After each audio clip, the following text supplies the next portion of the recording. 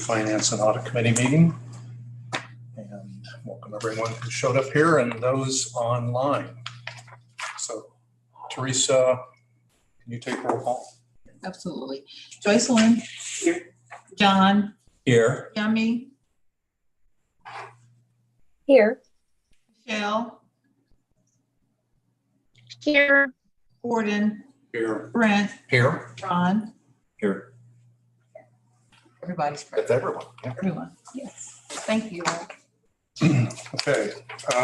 You have the agenda. There's an item. Do we need to add that as an agenda or cover that other business? What's the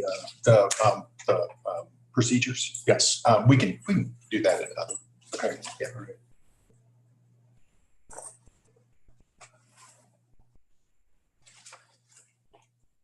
Are there any changes to the agenda?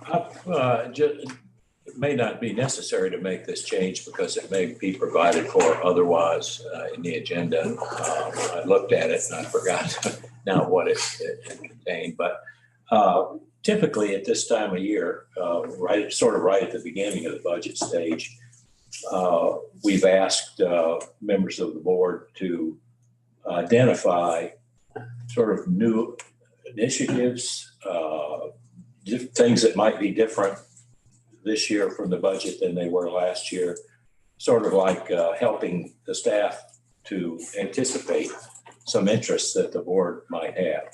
So I've got a couple of those today to talk about, and if that can be accommodated in the agenda, why I'm fine with the agenda. Otherwise, we need an item so other people might also contribute new ideas or changes or things that they might want heard by staff. Yeah, I think number 5 is intended to be fairly broad. Okay. I mean, I have materials I want to present, but then there will be discussion.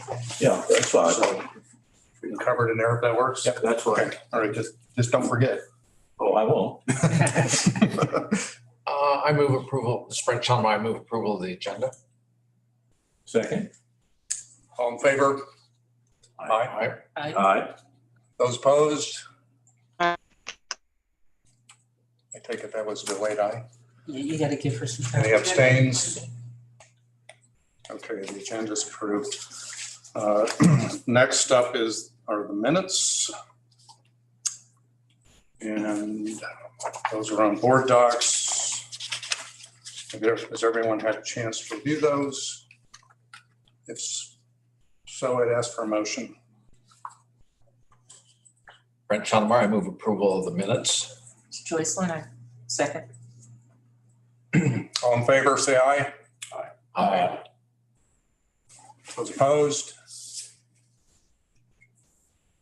Any abstentions? This is Yummy. I will abstain. I'll explain later at the board meeting. Thank you. And I'll vote yes. Sorry, I disconnected and then just got back on. Michelle? That was Michelle, saying she voted yes. You did, okay. Okay, so we'll move on to the next item. Okay, so the budget discussion and format, and there are a bunch of documents on board docs. All right, so when do I see my screen? I share my screen? Yeah. And Cody, we're going to start sharing screen from here. So. Okay, I'll stop sharing mine. Sure.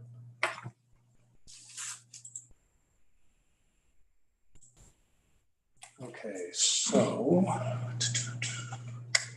now the question is, there it is right there. To get to some documents here. So bear with me.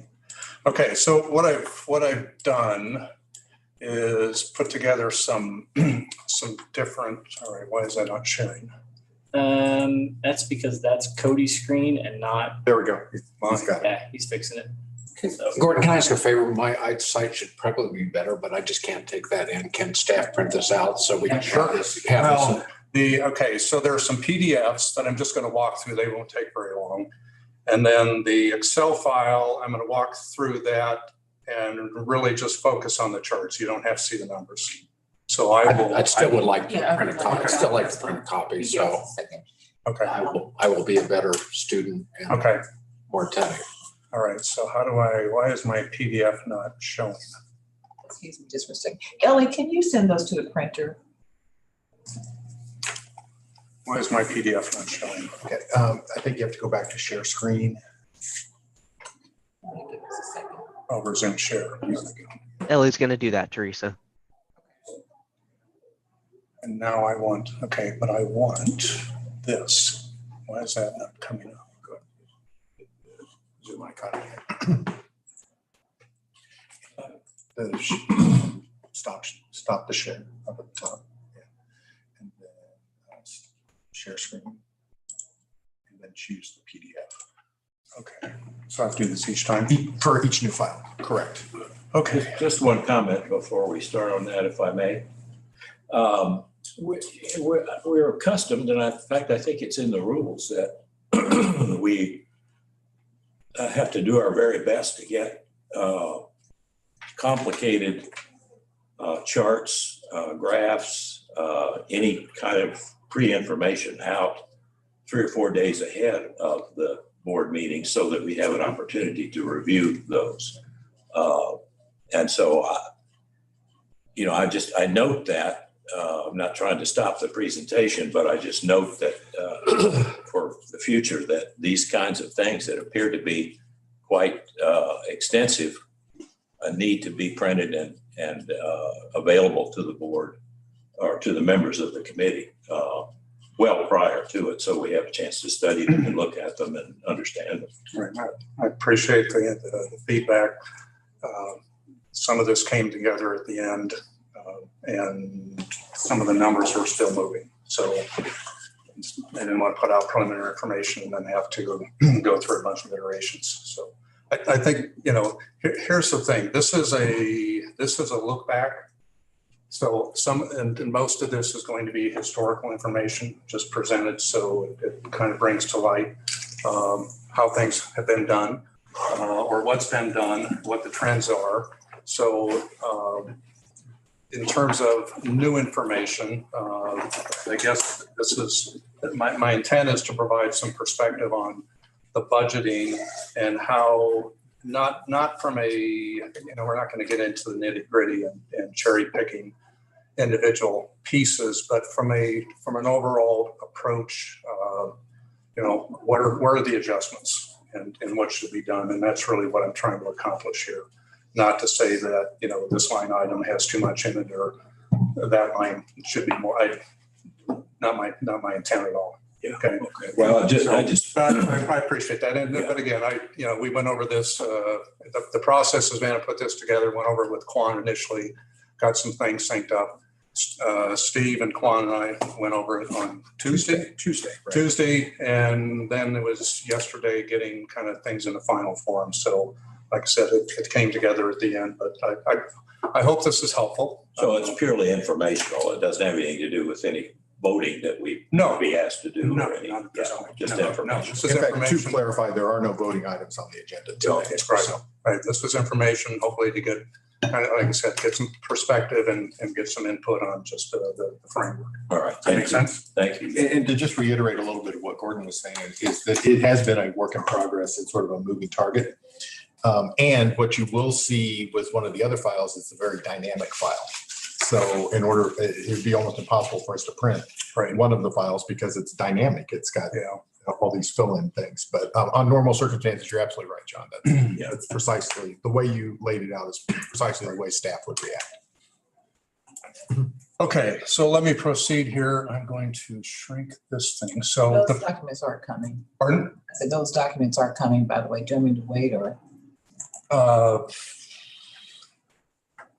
I can't make heads or tails. I don't know what the legend is at the bottom.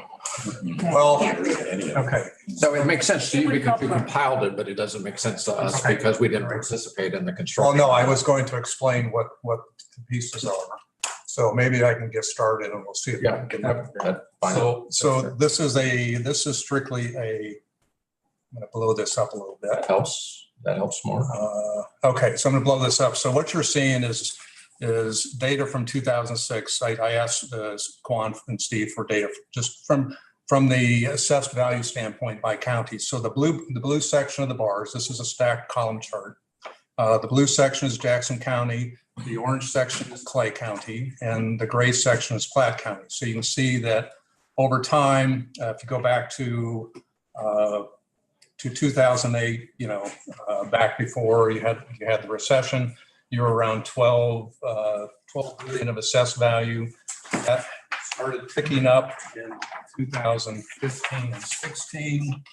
And you can see what's happened since. So the assessed values in total are sitting right at about, I'm going to call it right below $18 billion combined basis for the three counties. Okay.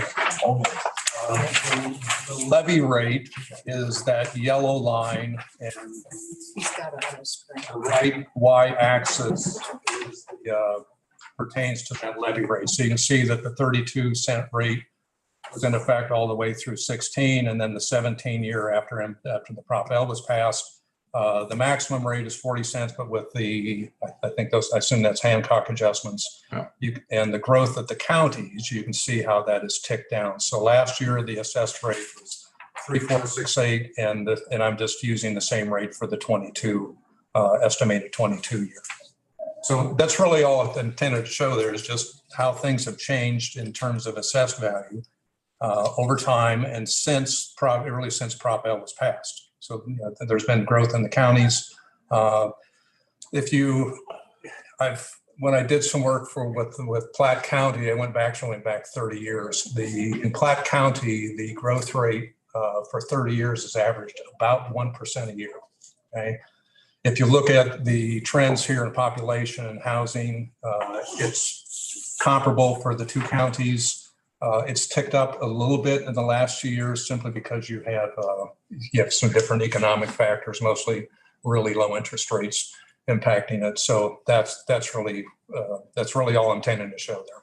Okay.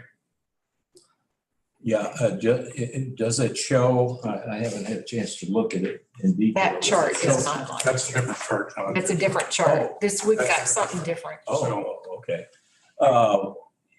And what is the percentage of, that would be assessed value, right? This is the aggregate assessed value. Okay. And again, they're broken up between Jackson and Blue. I have some different, I have another chart. Maybe it's helpful if I hold that one up here. So the percentages there show that, pretty consistently, the percentages of the assessed valuations have stayed about the same from county to county. You mean the allocation? Yeah, no, the percentage of the total of the whole. I have another chart that I think will be more helpful if I can figure out how to find it. So I have stopped this one, Steve. Right, stop that one. And then I want to go to, and then open up the file. not that one, not that one, not that one. This one. Okay, so so then hit the Zoom icon again and then share screen. Share screen. Choose that. Okay, share. Okay, so maybe this will be helpful, John. This is a different look that I did simply by county. And you can see, and by the way, the y-axis over here is the assessed value, okay? Again, in millions. The y-axis over here on the right are the property taxes, okay? Okay. Property, or do I have that backwards? I'm gonna have to go back. Yeah, that would be right, isn't it, Steve? Yeah, I think so. 33 million coming off, 32 million coming off Jackson County. So that's right. In this case, you can see where the trend in Jackson County from 2000 really back again to 2006, and then what's happened since kind of a spike in 19, and then creeping upward. In Clay County, somewhat similar, but again, you can see, again, going back to the economics and what's happened with interest rates, you get a housing boom. I don't know, that's a separate discussion about whether that is sustainable. And then you can see the Platte County, which Platte County is, again, as I mentioned, just because I know it better, grows about 1% a year. And you'll see that there's a little more of a consistent trend upwards. One of the things, and of course, down at the bottom is the total. Okay, again, corresponding back to the other chart. But again, I have it's a different perspective because I put a different lower limit on the y-axis. So one of the things that I've learned, and I don't know the other counties, but at least from Platte County, is that assessments, the assessments have been they've been raised. More frequently across the board, with the intent of being closer to, I guess, what I understand to be the market, what the state requirements are. Yeah. Okay. I have no idea what the other two counties are doing and if we have disparities between them or not, but that could cause some disparity in taxes. Whether that's material, I have no idea.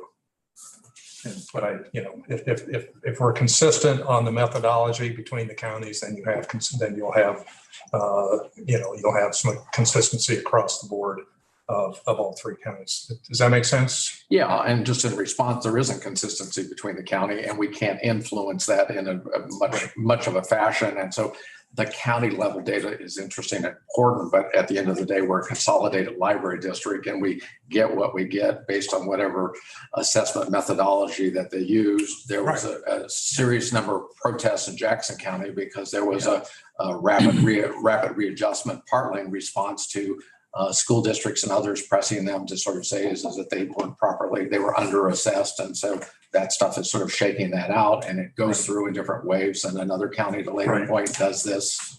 Yeah, no, again, I'm just acknowledging what's happening and showing the impact of what's happening with the assessed value with taxes, and obviously the levy rate takes that into account as well. But at the end of the day, the perspective I would bring to this conversation, we're a consolidated library district, and the numbers that come to us are component parts that come to us from the county. Agree. Yeah. Correct. Yeah. Okay, so that piece, so that's just some perspective on that. All right, then I want to. Okay, then I'm going to go to the chart. Yeah, go into Zoom and share it. Yeah, That's okay. Yeah, I mean, you get used to it. No, you won't. You're too into it, and you still in it. All right, so I know this is small, But we got it. It's printed in front of us now. So well, and let's see if I can hide this to make it a little better. Okay, so again, the purpose here is really just to look at what I'll call trends and to get some perspective on the budget process in terms of history versus actual. And typically you do tweaks in your budgeting process to get things in sync. There are a couple significant items that I want to talk about as we go through this, but just I'm going to give you an example of what this is. So what you're seeing right now on the left chart is Jackson County revenues, and a couple things I just pulled over. Again, these are totals, all right? So you have on the green bar is the budget for Jackson County. The yellow vertical bar is the actual. Not a lot of difference in spread. Okay, and the gray line there with the numbers represent the housing unit cost per. Again, I'm using total county units in this case, and again, it's just a reference point. And then the yellow line is the yellow line is the per housing unit. the gray line is the population unit. So that data I took off of Mark. I assume it's reasonably accurate, but that's what I had available. And that is total county units. I haven't adjusted this thing to take into consideration that I think Stephen Kwan told me that about 2/3 of Jackson County is in the library district and 94% of Clay County. So I can tweak the numbers, but I don't know that it'll change. It'll change those numbers. It'll change Jackson more. Yeah, but it won't. It probably won't change the what I'll call the trend line. You know, it'll just change the location on the chart. Okay. So that is really, I can do that for each of these. You can see Clay County, Platte County. Again, there's a trend line. That's the orange line. That's the trend line against the actual what's coming in, and then you can just see in total where we stand. So flat from 13 obviously goes up in 18, which is first year that started coming in, correct? Right. And then you can see what's happened since. Okay. So I'm going to leave that chart there to the left and just leave that alone while I look at the right side chart. So on my file, and you guys can take time as you do this, I'm just going to give you a quick and dirty here. And I'm going to shrink this, so close your eyes while I do it, because it can cause you to eyes bug out. So this is really a fairly simple worksheet. The actual numbers that are put together with Kwan's assistant are over here.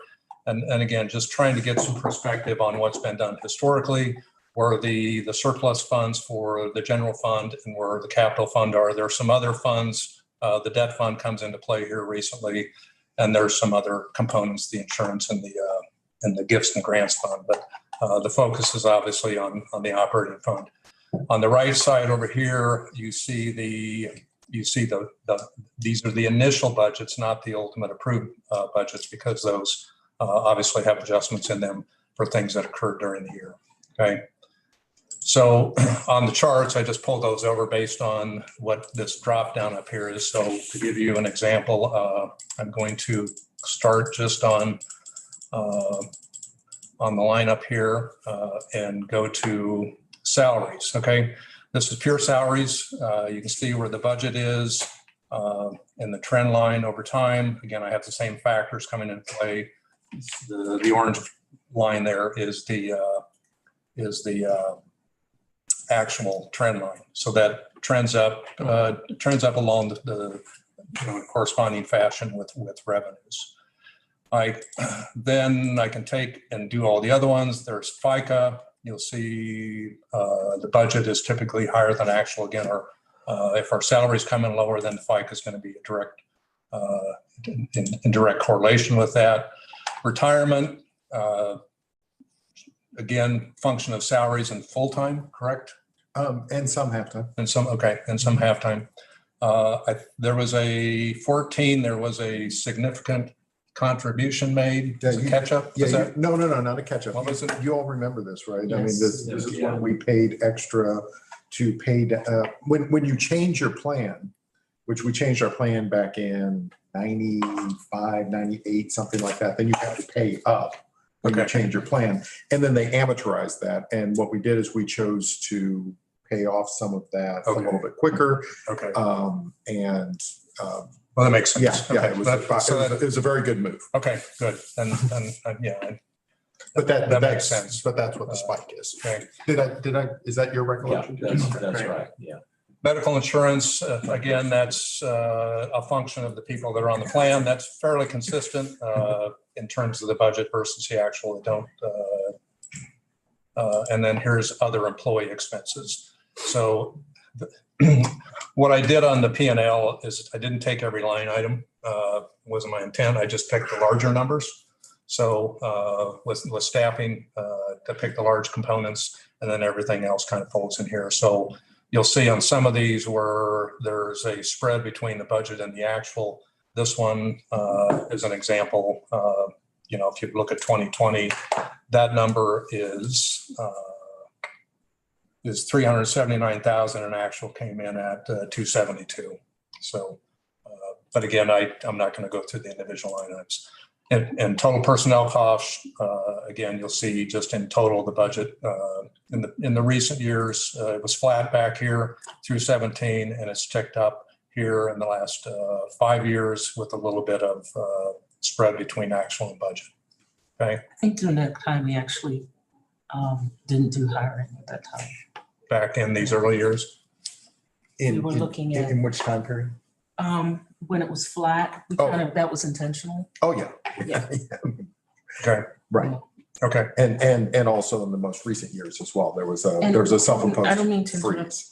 your presentation. It would be helpful for me to know the why behind this so that it's easier for me to follow the points you're making. What is the end goal? Again, the end goal is to get a perspective on how budgeting is done and to, let me finish maybe, and I'll get to the. It's just hard for me to follow without. Okay, knowing well, I'm what just, that- at this point, I'm just explaining data. I'm not going to go through 100 line items, okay? Oh, thank you. I'll second that. But I would like the spreadsheet on my own so I can Yes. manipulate it. I think it's on board docs. It is now. Yeah. Okay. I wasn't sure. In Excel format, so you should be able to do all these manipulations. One thing that I'll give you that, okay, so our biggest, again, you look at the budget, the biggest costs are people, and then your books and what I'll call, books and ebooks costs. And then the third biggest, obviously, component is your facilities, okay? So I'm just going to go through the books here. You can see in this case, would it help if I move this over and blew it up? Yeah, that's. So you can see what's happened with books over time. And, actual's been fairly flat. The budget was up here. I'm going to, I'm not going to dig into that, but here's ebooks, which shows obviously a different trend. So you can see how this was back in 2013 was, okay, I'll get there. 735,000 and 21, it was almost 2 million. Okay, no surprise there. But in total, this is, you can see again, in total, where it was fairly flat, it's actually been fairly flat. And when you look at this across the board, we're spending somewhere in an average range, I'll call 4 million a year. Okay, the budget for the current year is a little over 5 million. Okay, then without belaboring, because I know you don't, but I think an example of what I'm probably trying to relay here is where, and again, this is an easy one to cherry pick, so I'm going to. not intended to be, this is not intended to be, a comment on the budgeting, but you can see where there's a spread between actual and budget. So as an example, this is an example where if we, you would look at your historical costs, if your square footage hasn't changed, if your utility rates aren't changing, your hours, if things are fairly constant in terms of how the building usage, then I would expect the budget to be somewhere in the range of closer to the actual number I've had, maybe on a rolling 3 or 4 year basis. Again, I'm sure 20 and 21 were impacted a little by COVID. And some of the construction. A lot of businesses, Okay. our buildings were closed. Huge. So, yeah, but again, going back here, we're in the 1.1 million range. Absent anything significant, I would, in whatever changes are happening on facilities, we would get back to this again. I'd look at square footage and hours and what new utility buildings. rates are. And the buildings as well, Pardon? with a few new buildings. Yeah. Yes. Yeah. Yeah. So this is Brent Schaub. I actually have a different view is that we're subject to fuel adjustment charge. So Winter Storm Uri that we have little or no control over and these things. So these fuel adjustment charge makes it very difficult to predict utility rates. And so our biggest energy provider is Spire and Evergy. There are some portions of our district that are Independence Power and Light. And so the predictability of a different way to look at that is, are we using the same number of units of energy because the units of energy can give you one measure. The cost of that energy can give you something really pretty dramatically different, because some of these utilities are spreading these things out up through these fuel adjustment card charge over a multiple year periods. So Is that, or are we rated as commercial? Is that yes. the reason? I mean, No, I mean, this is is, this no, across no, all? no, this is. Well, I don't see that. I can't Please- say I see please. this in my own. Any of these utilities have a fuel adjustment charge, whether you're a residential, whether you're commercial, or whether you are an industrial. So this winter storm Uri that kind of wiped out Texas resulted in a big spike and a huge increase. And if you look at any of your utility bills, and I actually would encourage staff to go look at our utility bills, and if you factor out this fuel adjustment charge, the ability to predict what utilities are going to cost you is predicated on what's the cost of natural gas, what's the cost of other sort of fuel supplies. And so there is an appropriate measure that says, are we using more energy or are we using less energy? One would hope, actually this came up in our last board meeting, to what degree do these new buildings result in more efficient use so that we're using less units of energy, but the connection between usage and pricing, there can be a divergence there that is really pretty significant. And so these are matters that go before the Public Service Commission, particularly on the case of Evergy and Spire. 3 of our libraries or 4 of our libraries are served by Independence Power and Light. That isn't subject to that, but our ability to control, we have some ability to control our usage. We don't necessarily have a really great influence about what it is that we happen to pay for it. Okay. Yeah, and in the case of, and this is John, sorry. I just happen to be aware of the situation in Independence where they're contemplating enormous changes in the costs at this time by buying additional equipment that they feel that they need. And there's a lot of controversy there and a lot of possible change that will take place over time. But as it stands now, their rates, I don't know if the double is correct or not, but it's not far from it. It's interesting because I've checked my bills against last year and my rates haven't changed. So again, I don't want to get into the. No, but it's important. I think it's important. Well, it's more an issue for staff to make sure they're following a mechanical approach here and come up with a number. And as long as it's, they can support it, that's all. That's really all that is. That's the only purpose I have in showing this is, if I look at history, it says one thing. If I look at the current budget, okay, how did we do that? If there are factors going into that should come into play, take those into consideration, set the budget, and move on. And I'm done. That's why we're pausing to talk about this, particularly on utilities. We've had a policy decision to expand the number of hours. That was trumped or superseded by COVID. And so there were fewer hours at that period of time.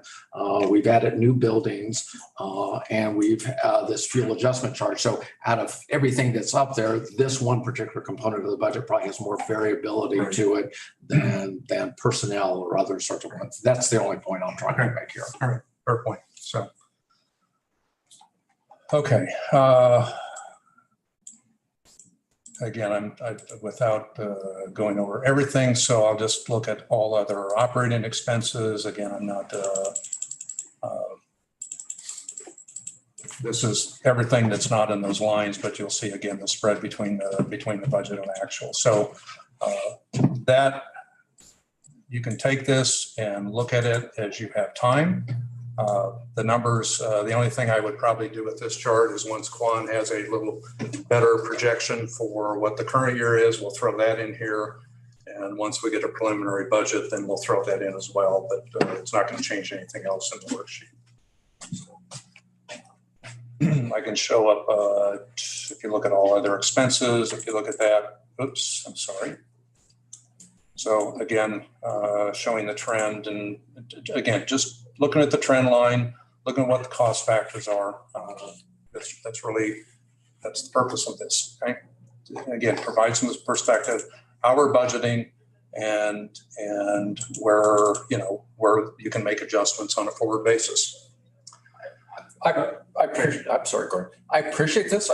I'm kind of a number kind of person. And so, you'd be surprised the amount of time I will spend with this. I do think it's important to back out Jackson County because I'm here to suggest that portion of Jackson County, which is in the Kansas City Public Library District, can be different than that portion of Jackson County, which is in the Mid-Continent Public Library District. And to the degree that we are trying to trend based on county level data, that may skew us in a direction that may not fully inform us and arrive at the conclusion that we might suggest.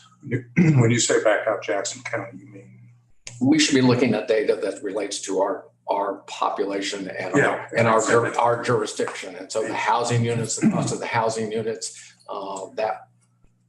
Unless you have some better data, the only thing I was going to do is just use that 67 and 94%. If that's to the degree that it's available, we do know what our Jackson County data is for assessed valuation. No, I have. Yeah, I'm just sort of saying that some of the Jackson County data, may or may not be, if there's a way to tease it out, or it needs to be footnoted, because in some senses we don't represent all of Jackson County. So let me do this. I will take the worksheet. I'll go back and apply the allocation factors, and then I'll send out the worksheet again. So you have that. I didn't have time to go back and do that. It's a simple calculation. I mean, it's probably taken me about 15 minutes to fix it, but I had scrambling to get ready for this. That wasn't and our staff may have this. Our staff may have that data, and I would. If it's available, it's easy. Absolutely. Yeah. Yeah, in terms of the population numbers, I did actually send you the population numbers of the Kansas City Public Library District and the North Kansas City District yesterday. And so that would just be a matter of taking the 2020 census number of Jackson County minus Kansas City Public. Yeah. Okay. So we'll make the tweaks and get it back in there. So correct me if this is John. Correct me, Steve, if I'm wrong about this, but I think that, and it's a little known fact, the Mid-Continent Public Library serves about 52% of Kansas City. Is that maybe a little more than that? I haven't actually done the math, but so actually, of the entire population of Kansas City, more than 52% is in the Mid-Continent Public Library. Metro, or are you talking? I'm talking about the city itself. The city of Kansas City, Just city limits of just Kansas the city City. limits of Kansas City. Yeah. Right. But that doesn't obviously include Clay and Platte County. So you bring in anything within the city limits of Clay and Platte County north of the river is Mid-Continent. Right. So Exactly. that's how John gets at that number. Yeah. Okay. All right. Okay. All right. Back to one of the concerns I've relayed to Steve. If you go back to the budgeting, I guess I'll call it the initial budgets. I can't see this. Okay. I'm going to talk at this later, but in the original budgets, there was no funding for what I'll call the capital costs, capital maintenance, capital reserves. Typically when there's a significant footprint out there, and what historically has happened is you might correct me if I'm wrong here, is the excess, what I'll call the operating budget, was transferred into the capital fund at the end of the year, correct? As a general process. Right. Now, I would want to talk with Quan a little bit more about this because my recollection, and I understand I've slept and I've forgotten a lot of things and all of that, but my recollection was that right after we started receiving the additional revenues from Proposition L, we were actually making a deliberate transfer into capital before, not as a matter of revenues over expenses, but before. And we changed that process in part because of the pandemic, and we just weren't sure what was going to happen. But as a general rule, right? Yes, okay. you are right. So in the original budget, budgets, there has been nothing. The debt service started in 2019. That's funded up here. On an actual basis in 2007, 2018, you moved 7.75 million in. Mm-hmm. In 2020, I'll call 1.3, and in 22, a little over $1 million. What I guess I'm throwing up for discussion is you have this commitment, you have this long-term obligation to maintain it. It is my suggestion that we look at that as a front-end cost and pull it out of revenue here. Tighten up, what I guess I'll call tighten up the expenses, given where they should be tightened up, and then look at it from that standpoint so that we know we have funding. It's one of the reasons I mentioned the last meeting that we have sort of an what I'll call a reserve study and asset analysis to project your replacement costs over time. With the upgrades you're doing, some of those are further out than they were obviously 5 years ago. But in 10 years, if you look at, you're gonna have to replace carpet. 15 to 20 years, you're replacing HVAC systems. 20 years, you're putting on a new roof, probably in some of these, maybe sooner, some depending what's happened to them. Parking lots, any other building maintenance that has to be done, refreshing, so forth. And instead of waiting until those happen, it's better to have an idea of what your cost is going to be and start funding that on a current basis as opposed to waiting. So that's kind of the main thrust of one of the things I want to point out here. So when you look at the budget and you have the debt cost there, if you and again, Brent, I'm going to defer the capital because of the capital fund. From my view, at least at this point, it is fairly simple. It's how much do you have left to build and how much money do you have in the bucket? And I don't know what that number is. That's for the building committee to come up with. So we don't know that number till we go out and bid.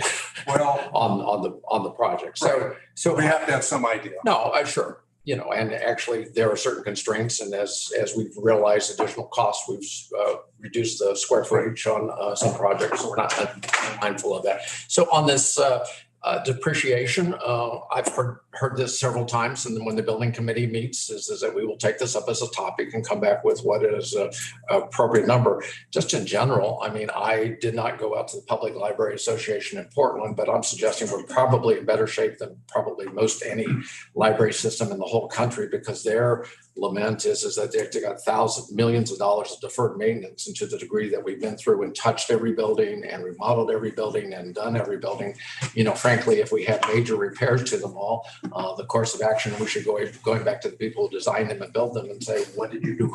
What did you do wrong? About them.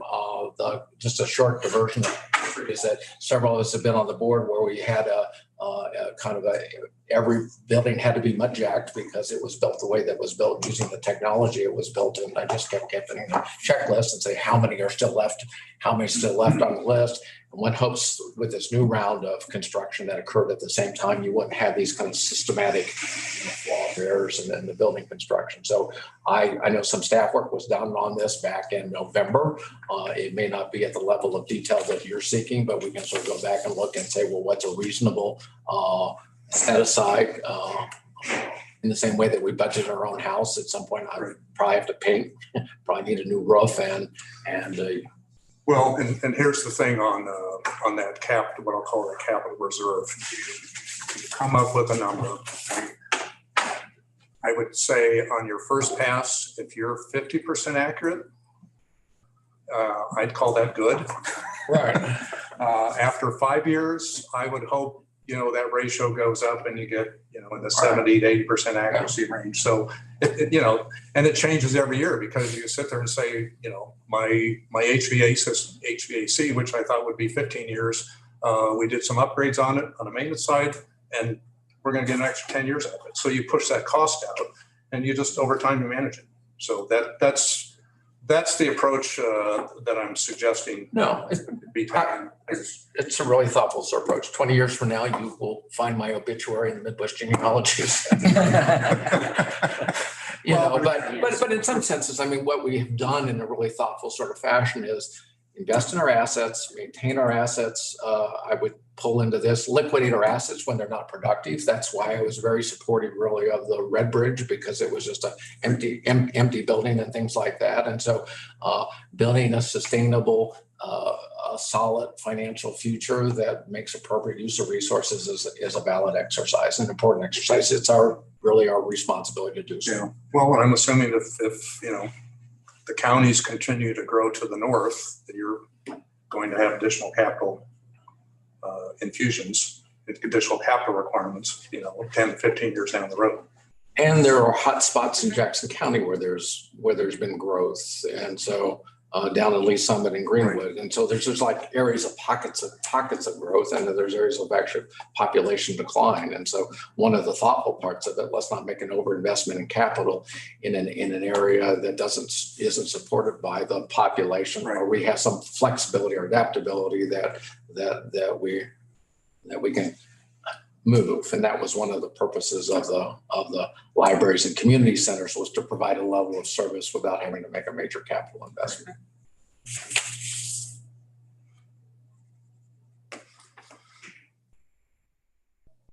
Okay, I hope I'm not in the Midwest Genealogy Center 20 years. So It's longer than that.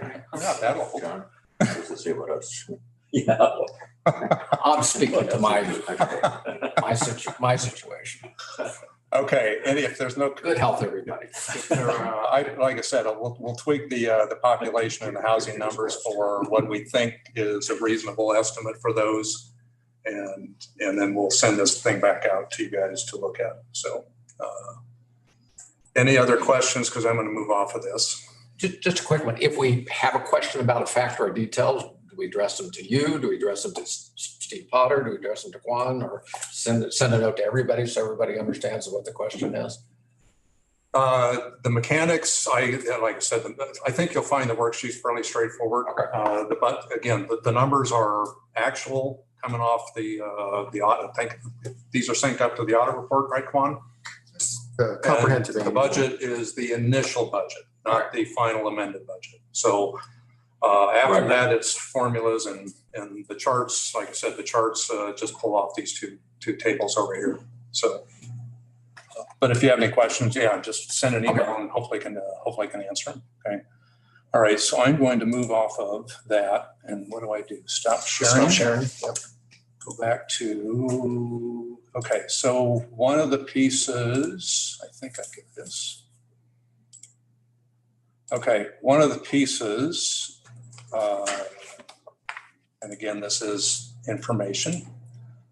Share. You got that without. Geez, you got it. I'm getting better.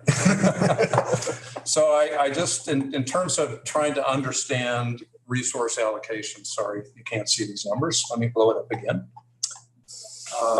Well, let me just give you the worksheet perspective. This is just a PDF. I asked for payroll information, initially comparing 2017 to 21, just to see where the major changes have occurred. There are some differences, and due to the way this is compiled, I pulled off the 2017 because it may not have been comparable. Okay, so for that purpose, I'm just showing you 21 and what 2017 actual was, just at the very bottom. But this is just taking the bodies that came out of the system, and the labels, and if I'm saying this correctly, Quan, the classification that's in the payroll system or the HR system. Yeah. Okay. So combining, just merging those two data sets together, and so these are the allocations by those categories. So the top section was intended to be what I'll call administrative. Take the accounting down to the marketing section here. I called that administrative. Call it however you want. I guess maybe down to safety and security. Below that, from collections down below here are what I guess I consider more to be program related. Stephen Kwan will be looking at this again. This came together here in the last few days here. So again, you can study this as you have time, but it just tells you these are pure salaries. This is not any benefits or insurance or anything. This is just raw salary data. If someone has a rate of 20 dollars per hour, and the standard rate is 2,088 hours per year. It's simple mechanics. 20 times 2,088. That's the number that's compiled in here. If Steve is salaried, his salary is in here. I did put the executive line. I pulled out Steve and his what I'll call the 6 top positions off the org chart. That's what comprises the executive line. And again, that's just, if they're full-time, then it's 2,088 hours. I think that's what's in there for the most part. So part-timers in there, whatever their estimate, whatever their actual part-time hours were. So you can see the average rate on the right side. That accumulates down to the total at the bottom. 2021 was 22.2 million. 2017 was 18.5. So over a 4-year period, it was a 20.3% increase in gross payroll costs. So again, this is something for the personnel committee to use, and you're welcome to have the file. And really, again, just to understand where the dollars are going and how they're allocated. Is this in Bordeaux? Yes. Well, the Excel file is not. I'll send you the Excel file. Okay. Yeah, it's a PDF, I think. This is just a 1-page print off because again, the 2017 is not comparable because I'm taking current classifications against 2017 salaries. So if I had somebody who was an assistant in a branch in a branch and now moved into home office into program side, I don't have apples and apples. I'm not sure if 21 is actually comparable to next year either because we weren't fully staffed. 21 is what you have. Yeah. Yeah. So that's the best I have. That's the best I have. Okay. All right. So that is that one. Let's see. And then the last one I want to share is this one.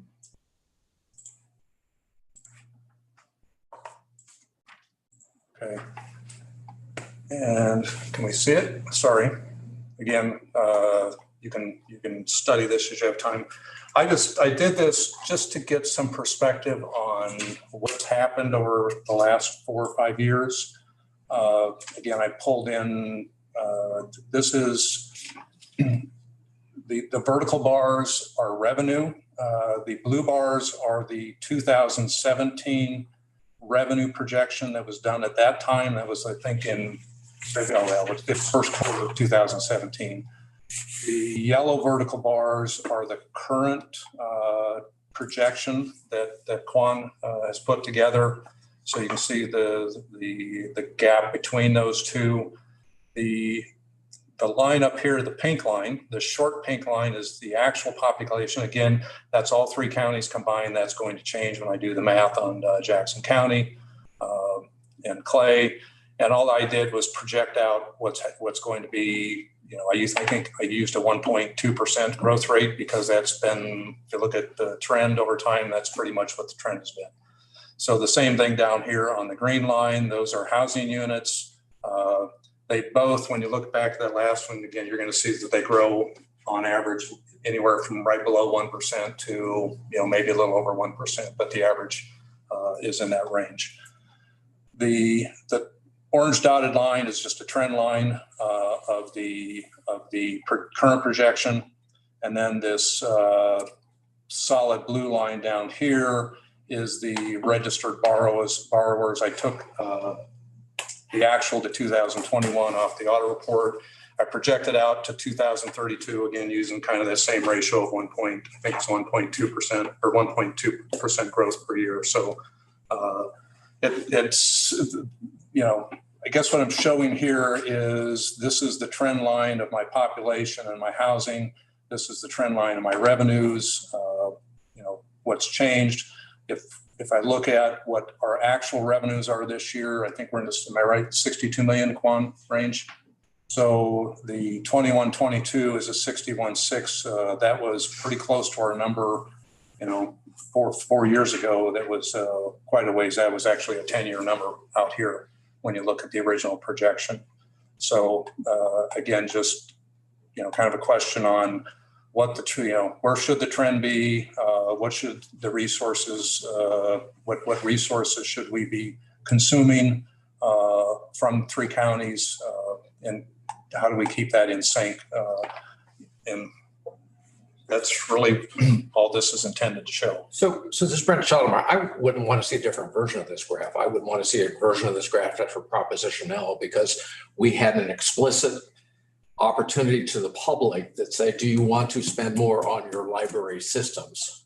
And that vote came back, and that vote was in November of 2016. And that vote was 212,000 people said they wanted more resources committed to the library system. That was basically a public vote that said we want to change the trend line because we want to make more resources available to support the library system.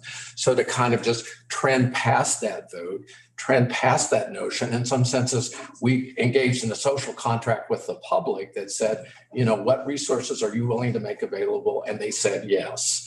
And so all these trend lines, in some senses, need to have some delineation between pre-Proposition L and post-Proposition L, because in some senses we have new opportunities, we have new obligations, we have new commitments that we made to the public in taking their additional resources. We do have an obligation to make sure those resources are appropriately and properly used, but in some senses we can't trend through it as if it didn't happen.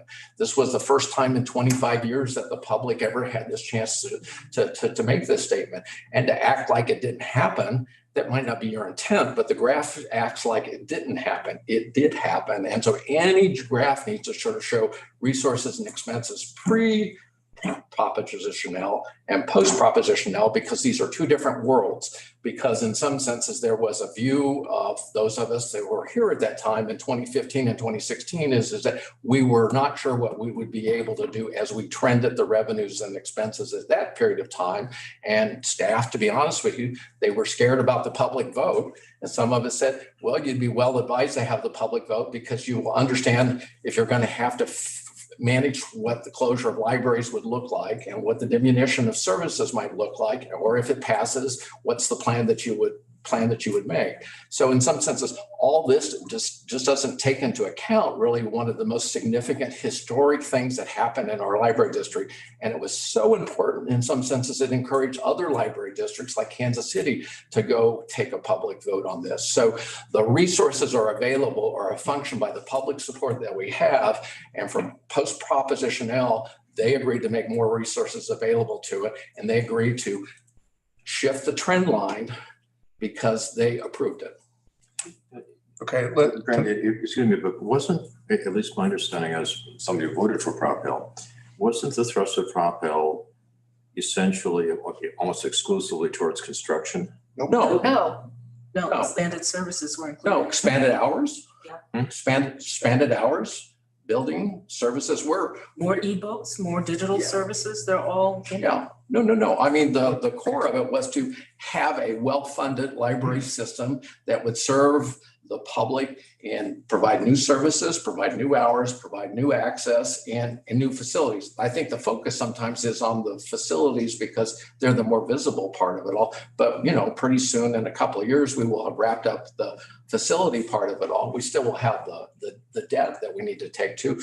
Exactly. But it was my understanding that the thrust of Prop L was to request from us taxpayers a particular dollar amount, and that dollar amount was utilized for the construction and improvements of the sites.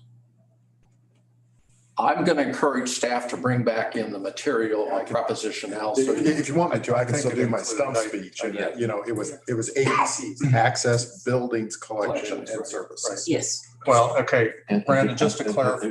Again, but the dollar amount requested from the taxpayers was a particular dollar amount. And what did that particular dollar amount correspond to for the construction? it wasn't specified. We were challenged by some that basically said that we needed to have a specific line item for buildings only. And we said, no, we're going to have a single item.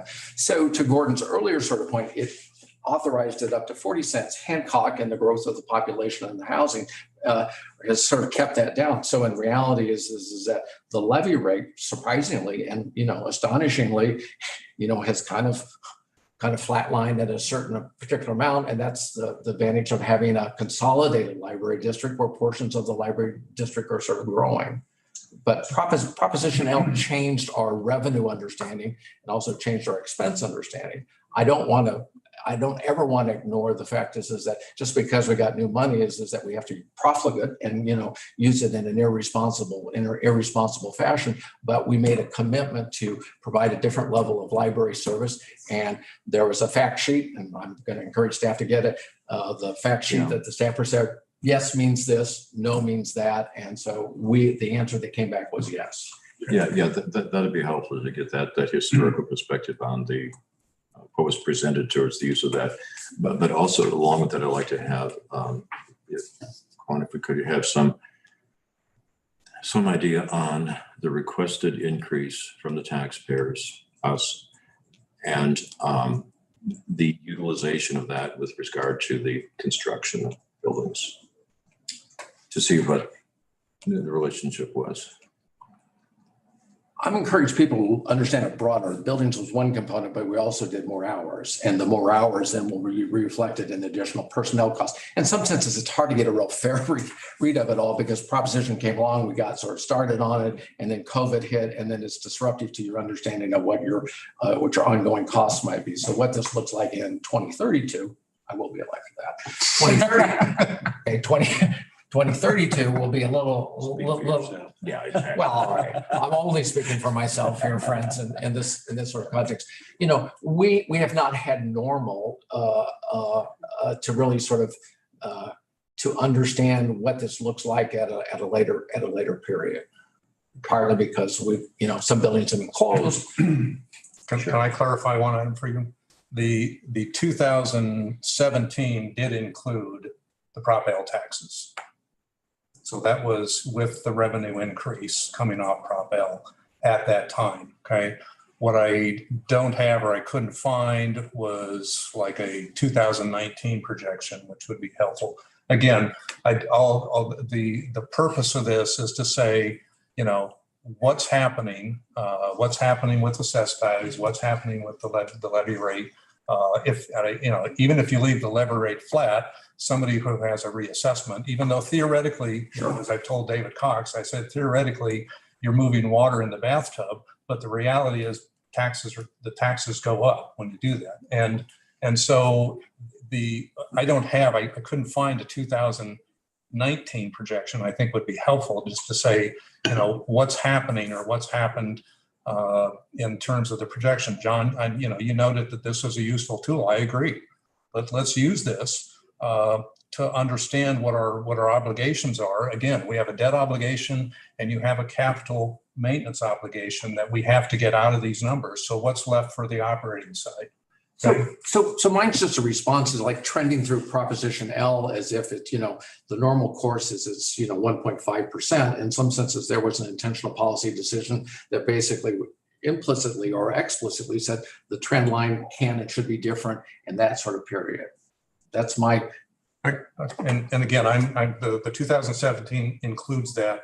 That is the trend line at the time after Prop L passed. Okay. So if anybody has in their files the 2019 25-year projection, I would greatly appreciate if you'd send it to me. Gordon, I think you guys are talking, past each other. I think what I think Brent is trying to relay is that our expenses were here delivering a certain level of services. What Proposition L did was change that to our expenses are here delivering new, better, more 21st, 22nd century services and changing kind of the footprint of the library at the same time. Where our trend lines are now, the thing is you have to factor in the fact that Proposition L changed that. And Proposition L was not just about buildings. It was always about setting it. Where does the public want our services? Or here, do they want to see it there? And if so, these would be what happened. Do they want it here? And included in that was new and better business buildings, but it wasn't only new and better buildings. So if I may finish. So when you incorporate the fact that we have a higher trend line now that we're doing buildings, when the buildings are finished, when the buildings are paid for, those funds are still going to be needed to provide those services. And that was the intent. I could have simplified my comments, so my apologies. Proposition L gives us a new baseline. Yes. That's really what I'm saying. Yes. So even though 2017 includes those numbers, the services and buildings aren't in place yet. So it's still not comparable Okay. to where we are now. Well, I guess my point is maybe that the projection should, as I look at the projection, it's a fairly, it's basically a mechanical, okay, with increases in it. I'm in any projection when I see staffing growing at a little higher rate than the revenue, which I think this one does. I would be concerned of that over the long term. We now have inflation factors that are hitting us that weren't previously taken in, we didn't have to deal with. I don't know how that's going to play into it. Brent mentioned utilities, what happens. So all those factors come into play in terms of what I'll call the cost of running the operation. So when Steve Carr and I had the initial discussion, what I said is, what does it cost us today to keep the doors open and the lights on and providing the current level of service, okay? That's my baseline budget.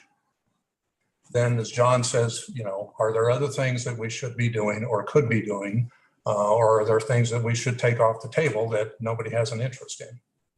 And those are your adjustments to the budget. What are the trend line changes? What's going to happen if you have 3 new branches? What happens to my costs? So I think if I would look at this, I would probably recommend that the projection be a little more robust and get into a lot more detail than what it shows. Okay? Because really what it shows you for the most part is what your revenues are based on historical trend. And again, our historical trends are 1% growth per year and for 30 years. One last comment on this anyway. So I think utilities is incidental, but to your earlier point, our major cost is personnel. And I think the labor market has changed in a dramatic fashion that we've not really sort of fully taken into. In some senses, we could project a certain amount of labor force. In some senses, we will find we will have budget savings because we just can't hire people. And so we have to say, well, if we can't hire people, then is that the appropriate level of services, or what do we have to do on that? So, and frankly, it's hard to, I've never seen a labor market like this before. And trending the current labor market based on the past 15 or 20 years is helpful, but it is a very, very challenging labor market. Great. Okay, any other comments? Well, I just had, I don't know if it's appropriate time to do this, but I just, from the standpoint of formatting the budget and what should be in the budget so that we can better assess how we're doing, is the comparison with like libraries across the country. I mean, we started doing that several years ago, and I think it's been extremely helpful to do that, to look at libraries of our considerable size and services and extent and population and compare those as closely as we can with what is happening there, what the trend has been in the past, and I don't know what it is now, particularly with all the changes that have taken place over the last 2 years. But the trend has been that we've always been behind our peers in salaries and in materials and ahead of our peers in materials purchases. That's been the general trend. That's just a generality, but that's what we've been seeing every year. since we started including that. Well, we always looked at that, but we started including it in the budget several years ago. And I think for taxpayers and others, it's a wonderful way of making a judgment about, well, if these other places are serving about the same number of people, have about the same number of branches and so forth, how are they doing? How are we doing in comparison with those? Now, that's not the only thing that you would use as comparison, but it certainly is helpful. I agree. And are you referring to the one page in the budget that I think it's on the chart, which I think is a one-year analysis, and I would suggest that we look at that, as you say, on a trend basis. How are we trending over time? Because a one-year snapshot is nice, but it'd be much more helpful to see that over a Right. I think that data over a 10-year period. Yeah, that would be additional data that we could include in the budget. I think it'd be helpful. Okay. Okay. John, you wanted to talk about new stuff. You want to take the floor? Yeah. I don't want to be the only one. What I was trying to get across earlier was that people that we have encouraged members of the board in particular, but others as well, to make comments and suggestions that we could consider as the budget's just beginning, rather than getting through till the last month and then have people say, oh, well, I just thought of a couple of things that we need to do. Well, it's kind of too late then. If you have good ideas, or you think you have good ideas, then you should present them at an early stage. So that was where I was going with that. I do have a couple, but I'd certainly open it, hope you would open it up to. The floor is open for anybody who wants to provide some input. Go, John. Oh, okay. And then I got a short one. Okay. Well, you go ahead with yours. Do that. I want to hear from you, John. Okay. Okay. Forgive me. I have some of this written, so I'll sort of half read it and half talk about it at the same time. So let me just start by saying that I want to describe two programs that will, I think, strengthen the library's performance overall, and especially its responsibility to assist in public education, since that's one of our main goals, really, is to be able to help in the whole field of education. Libraries are, in part at least, educational institutions. These programs will require commitment and planning by library staff and budget support if they're to work properly. And so that's why I'm mentioning it at this stage, because I've anticipated a budget for each of these items that I will talk about, and it's a real guess. Because the program is not designed, and it would have to be designed carefully to get the most out of it and to do it as best possible. But I've done a little bit of that myself. I've done that in the past, in my past occupations. And so I've taken a strike at it, but I would caution that that's only a very rough number. Okay, program number one, as I see it, of the two that I want to talk about, is, and this is something, interestingly enough, that Ron and I have discussed in the past, and I think we're in agreement about the problem itself, and that is the need to enrich our staff with people of color. It is quite obvious that we have not been successful in attracting Black applicants, and we need to fix this in the future. Our lack of fixing it has been a failure that we have had. It's markedly noticeable in several districts that are in our library district that have large populations of persons of color and particularly large populations of Black students in high schools and middle schools and public and private schools. And I think that that we have just not been successful in attracting Black applicants, and we have to do a better job than that. So the program one is something that I had described many years ago in a session that we had that was a strategic planning session.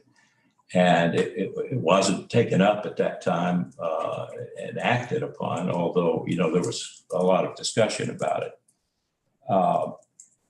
There would be an internship program. From my city management background, I'm very aware of the role of internships in producing future leaders and people to lead local government. And I think an internship program aimed at high school students that would be approached early to show that the library actually presents a career path for all of our students. And I don't think we've done a good job of showing that. I think one of the reasons we haven't had success, particularly with Black applicants, is that we have not shown that there's a place for Blacks to be in the library and have a library career, a successful library career. I don't think we've done a good job of showing that. And I think by doing an internship program, which would require working with the school districts, of course, and working with the teachers in the school district, so that we could show that the library was a legitimate career path and that we are interested in improving the number of people of color in our library districts, especially those that have a high number of our patrons that are persons of color. So how would it work? I don't have all the details of how it would work, but I think it would be a robust internship program, which would probably support somewhere between 15 and 20 students per year. And these students would be invited to participate, and it would be a competitive thing where people would apply, and it would be some program that would have to be carefully drawn that would select the applicants, but it would be clear that there would be an emphasis on people of color and districts of color that we would be working with. It wouldn't be exclusive of that, but it would be clear that that would be a purpose of the program. And so the cost of that, my own estimate of the cost of that, I'm not sure on an annual basis, but on a startup year basis would be $500,000, $500,000. And half of that, in my mind, would come from our budget, and half of it would come from donations, charitable donations, which we feel, I think Ron and I had talked about this once previously, that we felt that it would be possible to raise money for this purpose, that there would be interest among the charitable establishments in Kansas City to go in this direction and to show that purpose. And we would hope that other library districts would see what we were doing and would join in. And we might even at some point consider merging with other library districts in the idea of an internship program. Again, it's not all clear in my mind as to how that would work. And this would have to be something that staff would have to design if it were approved, and if we were to move forward on it, why we would depend heavily on staff to make sure that it was properly designed and to accomplish the goals that would be set. So that's the first one. The second one is to, and this, I see these two programs in some ways as working together, although it's not exactly clear how, but I think they would, is to create a way to engage educators of the schools that serve our districts, our district,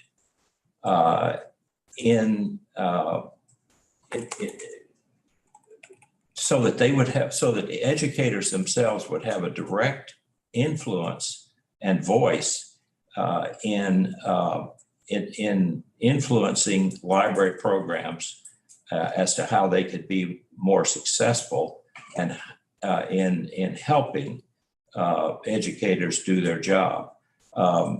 This idea comes from the fact that I've done a fairly extensive amount of talking to school teachers and asking them what they thought about the library.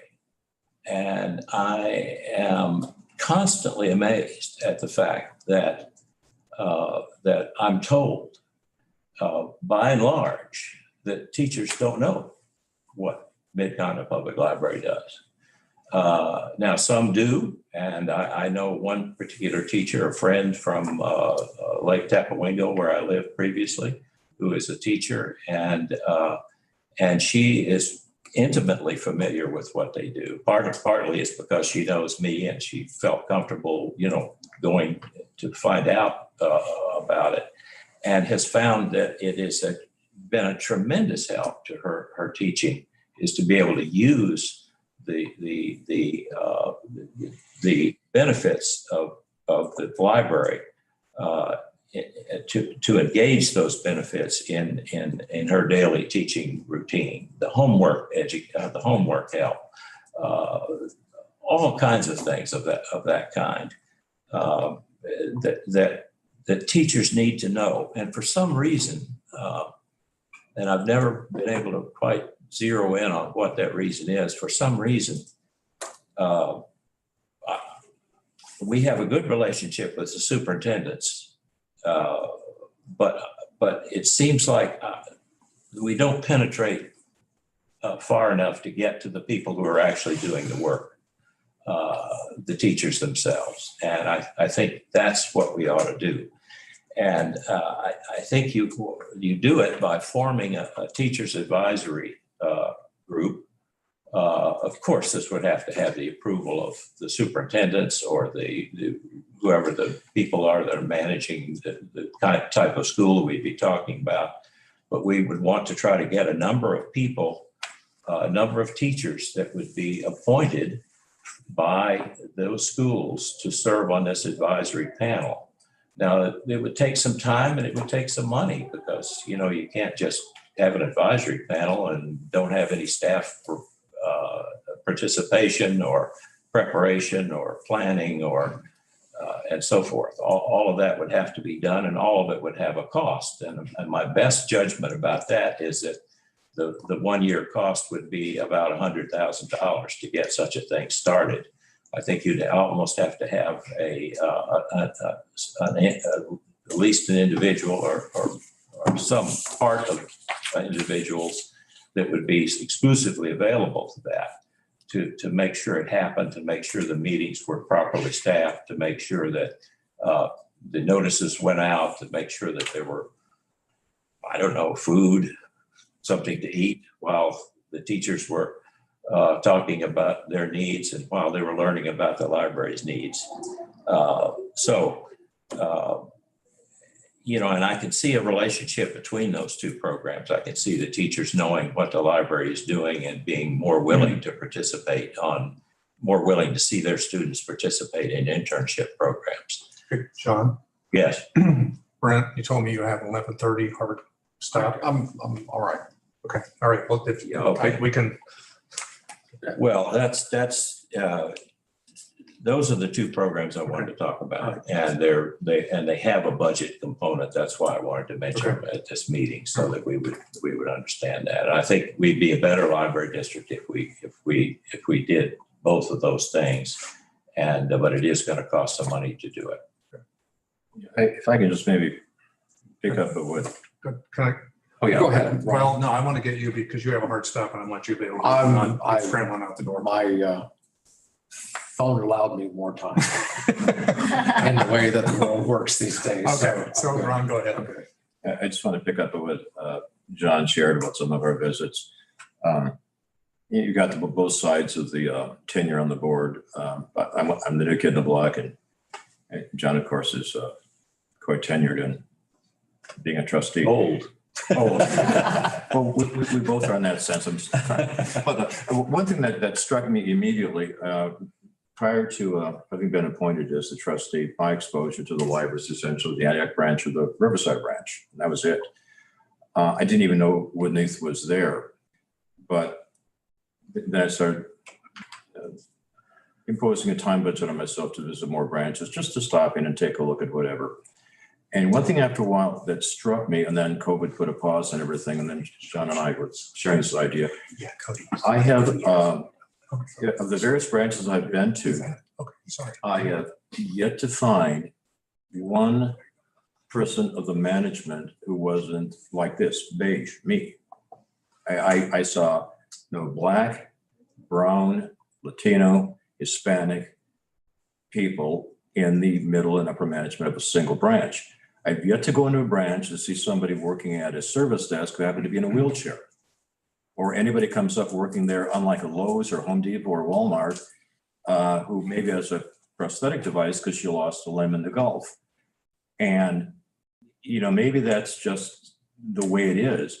But we have 850,000 people who are directly or by close proximity as family or customers, taxpayers. And if you look at I've been going into a branch and when I say hello, somebody says, good morning with a Hispanic accent. And to me, this is, if we look at Clay and Platte, it's roughly 20% non-Caucasian. If you look at Jackson, it's over 25%. Okay. Where in the world in this library do we have anything that represents the people who pay the bills? My thought is, just so John and I were talking, when you go to the branches, we really collectively as a trustee, I think, dropped the ball big time. Why in the hell do we have to spend $53,000 to tell us that everybody looks like me, a European Caucasian? It's $53,000 that should have been apparent.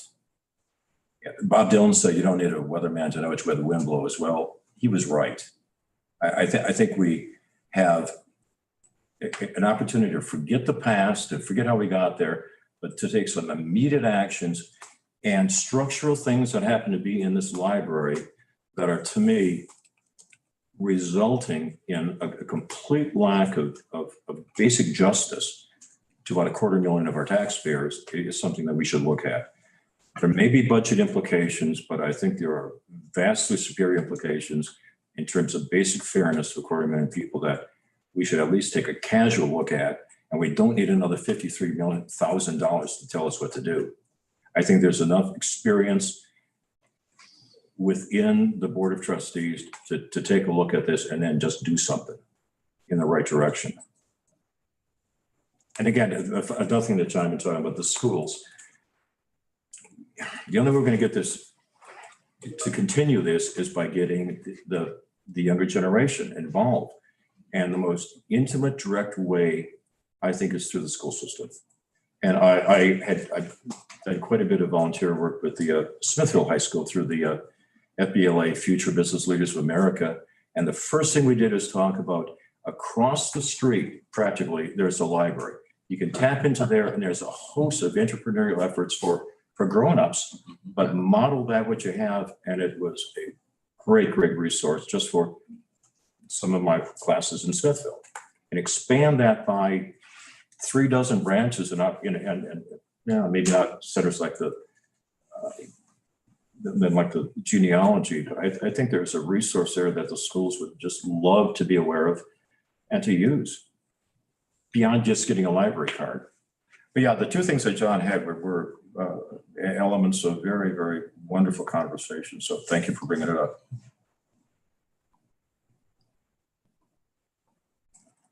How that affects the budget, I'm not sure, but somehow there's some little tentacles in there. That's for staff to determine. Yeah.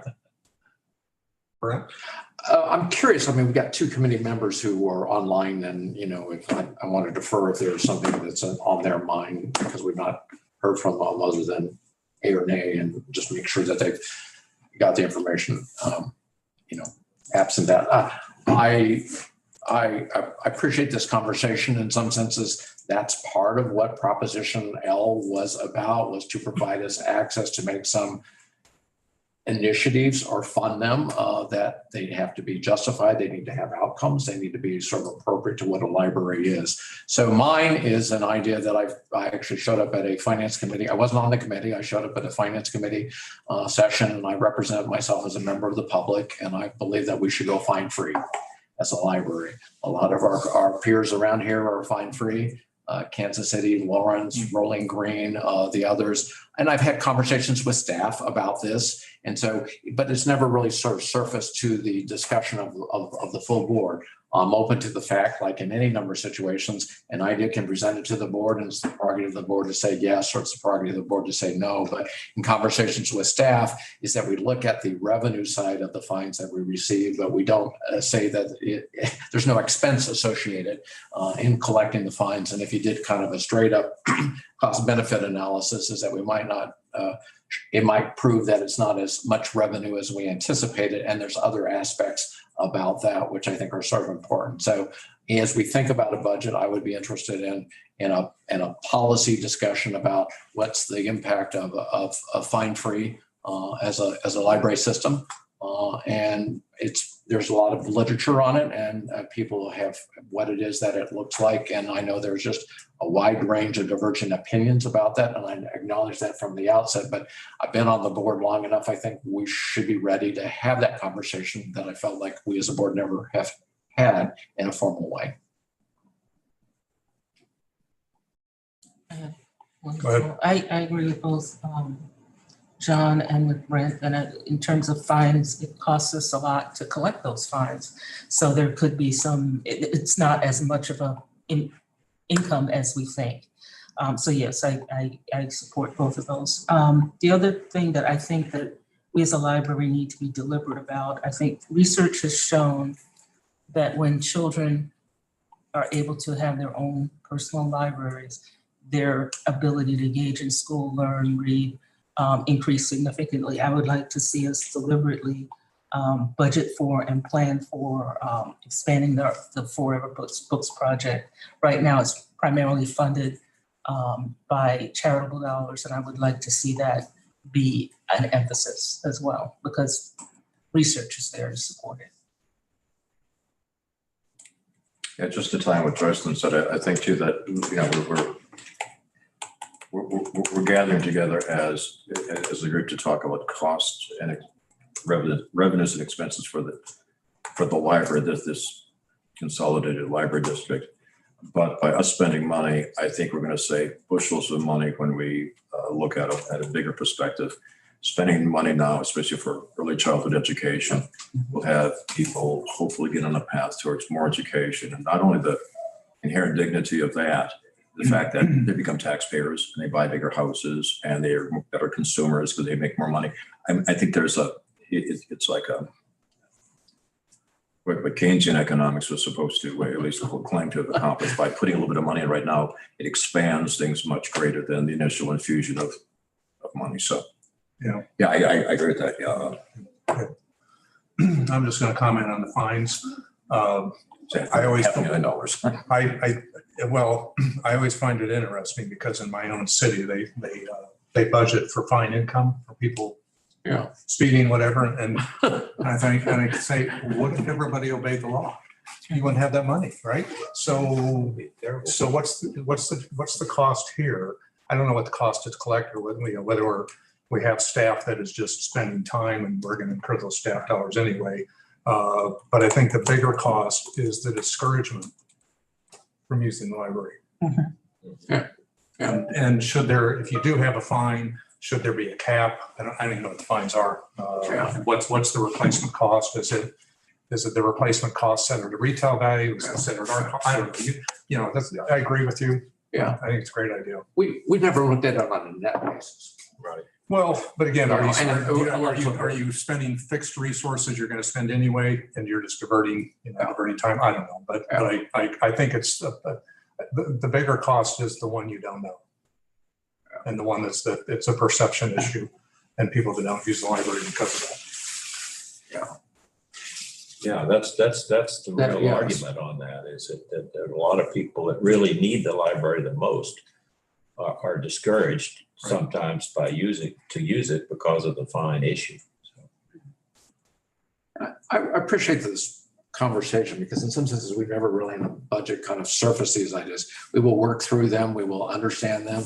We may or may decide not to do them, but at least we will walk away with some collective understanding. To Ron's point is that actually this investment in the books is one of our strategic goals is really around early literacy. And so as we think about a budgetary process, numbers are important and trends are important, but also the question is, how do our allocations of resources support or strengthen really what our strategic goals are? So when we do look at a budget, I would be interested in saying, okay, here's our strategic goals, to what degree, and we decided to strengthen them, diminish them, support them. We might look at our strategic goals and say, well, we're past that, or we've accomplished that. Probably not. But what does that look like? So.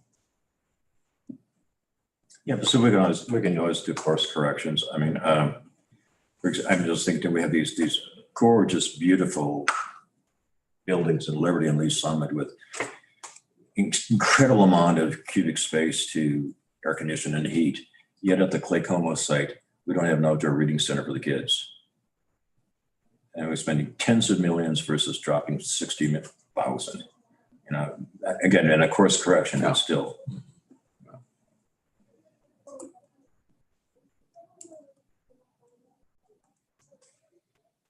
Any other comments? Anybody? Yummy? Who else is online? I think Michelle dropped off. And Michelle, you still there? I think she dropped off. Yeah, I'll have say some comments if Go ahead. if I may. Yeah. I love the discussion. Great. I just appreciated so much all the ideas. I really liked your ideas. Everybody, John and Brent and Joycelyn, I thank you for those good suggestions. I guess I'm a little confused about why it would cost $500,000 to do the internship program. But let me just say one more thing about that. I think that I guess I see that as if that could be even just expanded to, my hope would be that every branch every year could, possibly intern, 5 people, just to throw out a number. But how I think it would be really great for people that are underrepresented people of color is that it would, the branches would match their population. So it would just automatically include whatever the demographic is. But so John, I guess where would that money, are you thinking about paying the interns, or is that just the staff time to create the program? Yeah, the staff time is a small part of it, actually. The real money would be paying the interns. I mean, that would be, an incentive. It wouldn't be the top paid people around here, but they would be paid, and they would actually work within the library system. They would work, and there could be a summer internship program and a school year internship program, or both. What I did to get to the 500,000 was I did both, and I tried to. I started out with 25 students, and that gave me $760,000, and I decided that I didn't want to present a number that large. And so I knocked it back to about 15 students. So I do say, Yummy, that it would be great if we could do that, but the cost would soar if we did it correctly. And we tried to have interns in each one of our branches, all of our branches. It would get beyond, I think, reasonable expense there.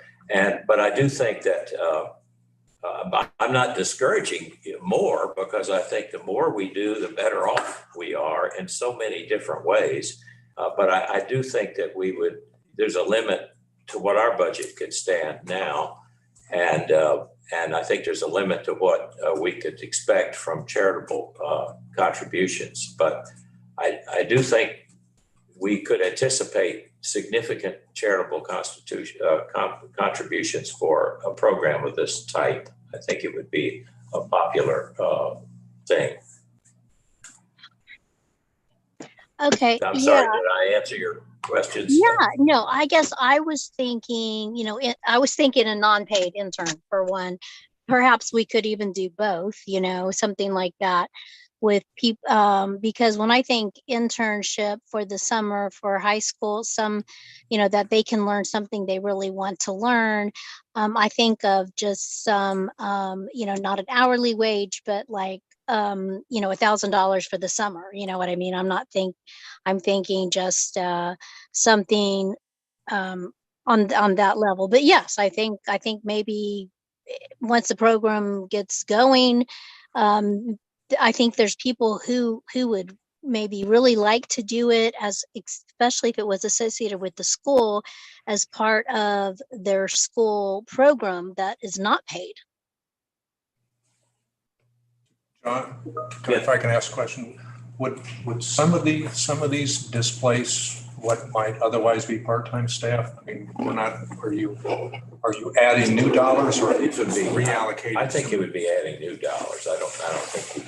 I don't think we have excess part-time staff now. I think we're maybe even a little shy of the ones that we need. Somebody This would augment it. I think it might have the effect of not having to expand our part-time staff in some instances. I think it has that capability. I think it also adds value in it gives a voice to the youth in library services. And I personally believe that if we're asking kids to work, we should pay them. kind of on that page. Yeah. You want people to show up? You Yeah, want people to show up? Yeah. Pay them, and if you want to keep getting a paycheck, keep showing up and do the work. You have it as close to a real job experience as possible. Well, I guess I look at it as, this is yummy. I guess I look at it as part of, just a fun way of something that would be part of their education, that everything is just not for pay, that it's maybe a more fun way to really learn something. So I think there's merit in both ways. But I had a quick question about the fines. I think it was Brent that brought that up, that if any, was that Brent? Yes. Okay. Yummy. If there's any research showing, are the books coming back if there's no fines? How do you get the books back? That's what I'm asking staff to do. This has probably been, I'm going to defer to Mr. Potter. This has probably been going on for 5 or 7 years. So there's a lot of real world experiences that can inform what the practical outcome of that is. And so that's part of the information I want to try to bring before the full board. Okay, thank you. And Joycelyn, what did you bring up again? Yemi, I brought up the Forever books for children. Oh, to encourage okay. reading and literacy. Also, I think right now our fines are capped at $1 per book on the price of the book. So that is what it is. I mean, it's not a huge amount that people are building up, but it's also not a huge income for the library, but it is a nightmare to keep track of.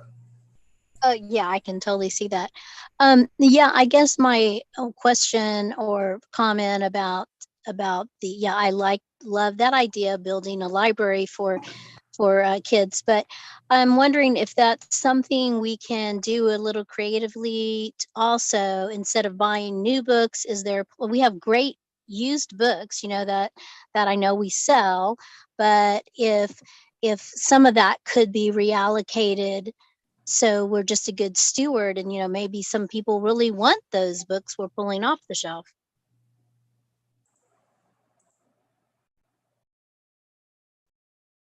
Yeah, I mean, this is Brent. I think that's part of what the presentation is. There's considerations about used books and the like, and I frankly had not thought about pink eye in the way that I should. And so the value of surfacing these ideas now is to allow the staff the time to organize the information, because there are considerations that don't come top of mind, and we shouldn't do them casually, but we should explain why we might do this and why we might not do this, and the operational and the budgetary impact considerations attendant to any one of these ideas.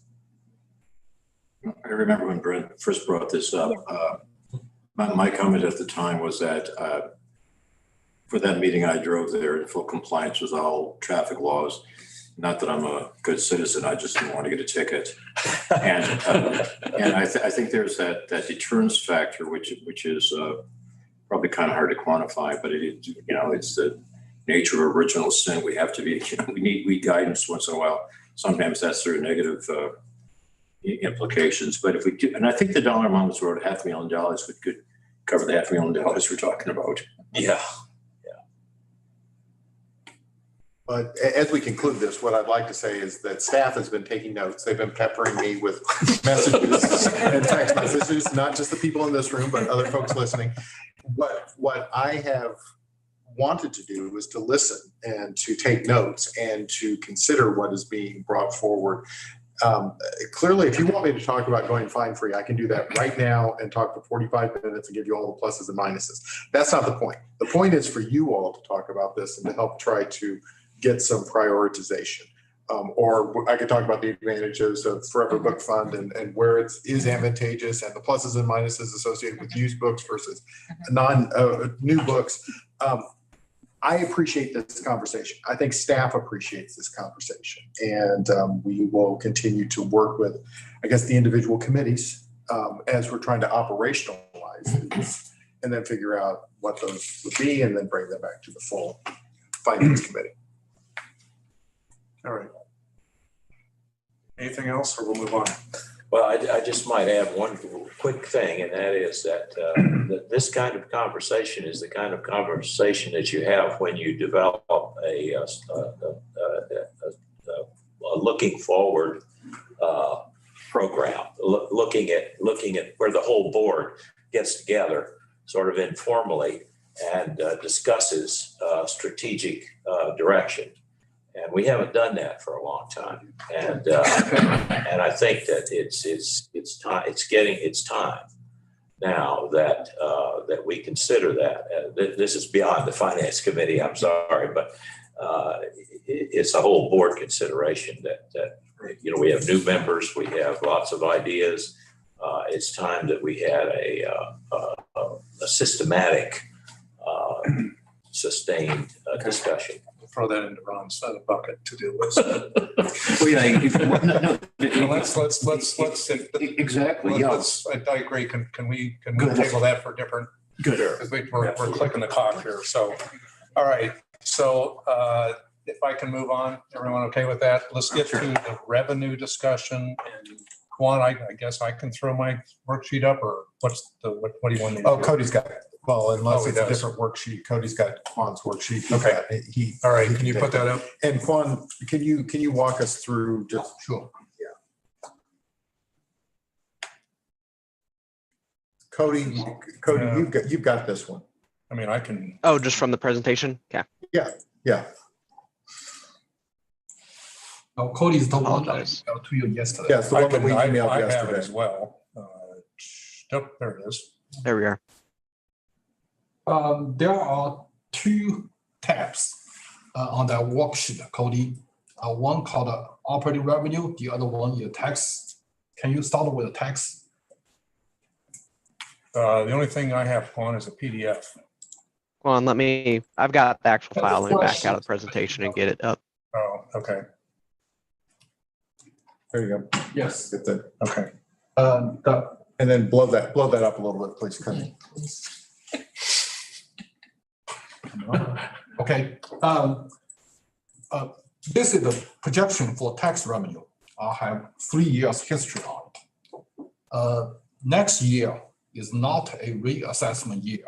So the calculation for levy and the projection for assessment different. previous year.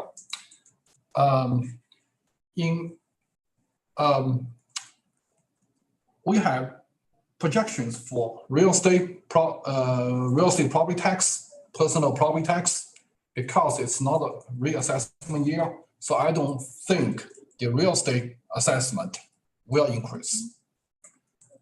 Personal property tax, personal property assessment could be different. It could be a little higher. I don't have the number. I can only an estimate, but I don't think it will be a big change for current year.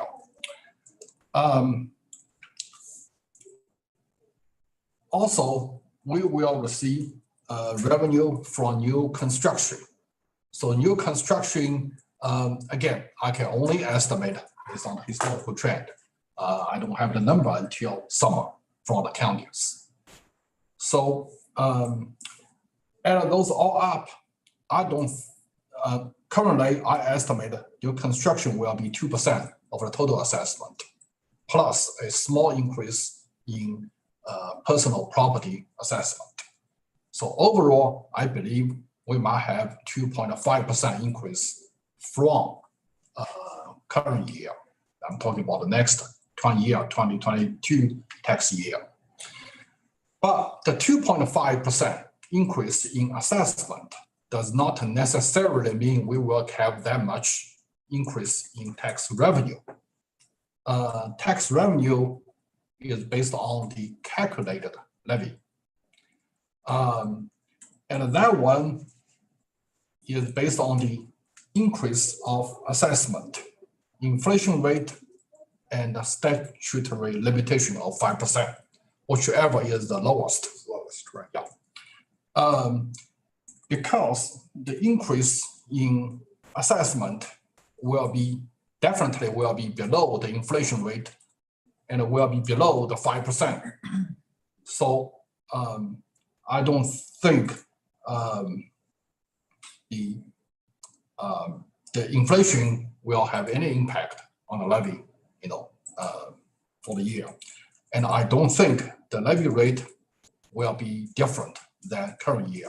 Current year is 34.68 cents. I think it will be the same levy rate for 2020, for next fiscal year. Based on that, and also I factor in the collection rate, which is about 98%. Plus, we have to pay 1.5% commission to all three counties.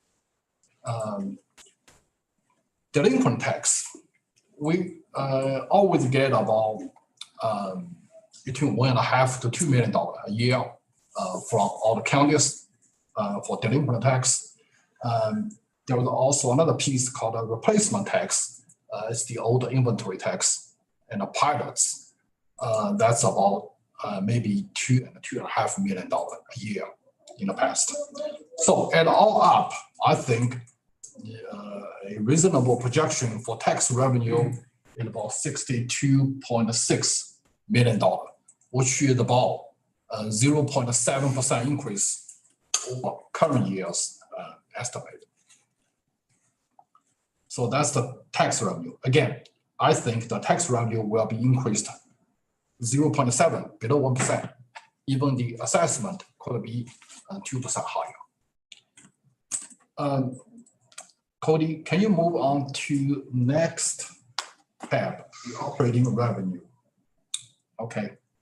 So if I put in all the tax revenue projection, and we also need to make a transfer for debt payment, which is about $6.58 million for next year.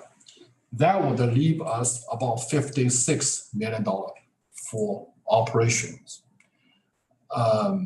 which is about 0.7% increase, over current year's estimate. Besides tax revenue, we also receive some grants. Most of them are governmental grants, like E-rate reimbursement, state aid to public libraries, and A&E entertainment tax. Those numbers don't change a lot. I believe will be the same as current year, which is about $700,000. We may receive some small donations from private sources. That's for $5,000. So the grants and contribution is about $705,000. Investment, I use the average investment asset, average investment amount and $12 million times 0.5 yield, 0.5% yield. That's about $60,000 for the investment income. Final fees, if no change, we may receive about $500,000 in final fees. Half of that is from the fines. The other half is from the fees, including meeting room rental, passport service, inventory sales, and other things. And also, we receive some miscellaneous income, about 80,000. So that would give us a total amount of close to $57.4 million for operating funds revenue. And that's about 1% increase over current year's estimate. Yeah, that's my projection for the operating revenues.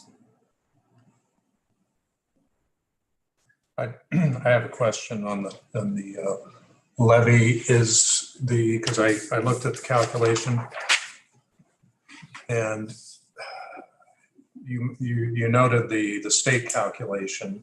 When that comes back, or whatever that result is, does the board have the ability to pick a number if they want to pick, not higher obviously, but do they have the ability to pick a different number if they wanted to? And I'm just asking a hypothetical question here. If it came back at 35, yes, or if it came back at 34 or 3468 and it came back at 3490, does the board have the ability to say we want to leave it the same? The board can set any levy rate below the calculated ceiling. All right.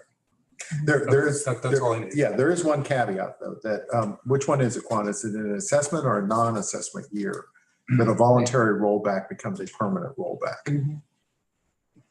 Yes, the rollback will be if the board set a lower rate and a ceiling, then we will have a new tax revenue base for future calculation. Yeah, so you have to be really careful in choosing to do that. Is it for only 1 year? Or no, is it for permanent change? Permanent ceiling. So for instance, using Proposition L as an example, went to the voters, said 40 cents. They voted 40 cents, but if we decided to take a voluntary rollback of let's say it calculated at 32.5 and we wanted it just to be 32 even, then our new ceiling would be 32 even. We couldn't go back up to 33, 30, 35, 37, any of that without a new vote of the people. Okay. So you have to be really careful on voluntary rollbacks. It's kind of like county property taxes then. Well, the county property tax has the same kind of rule. If you ever take it to, you have to be careful about taking it to zero because getting it back to one right, is difficult. Yeah, impossible is what we are seeing. So yeah, you're going to be very cautious on a voluntary rollback. Any questions? Comments? Okay. I think we're public comment. Teresa, we have none. Okay. The other business, I believe Steve passed out just before the meeting these revised procedures. That was something on the last. You read the minutes. We asked them to come back with changes. I'm going to acknowledge that we have these, and I'd like to defer them to a future meeting. So I haven't had a chance to even look at these. So if that's okay with everybody, we'll defer that item at least till next month, if not till after. Yeah, and just a tiny bit of clarification. The changes are being made. We wanted to share this with everybody based on what we said we were going to do. 2, senior leadership is still working through these to make sure that they look good for us as well. 3, we're going to share them with Hood to make sure that there are no unintended consequences, something that we accidentally do to fix here that creates a problem there. And then 4, and I always like to make sure that we talk about this. I mean, a lot of this is coming straight out of the ACH fraud issue. And then there were things that we did, you know, within hours afterwards that were changed that are not necessarily in here. And of course, we've been holding those a little bit close to the vest because we kind of feel like those are some internal procedures. And we don't want to discuss them in an open room, but we would be willing to discuss those as well at some point. All right.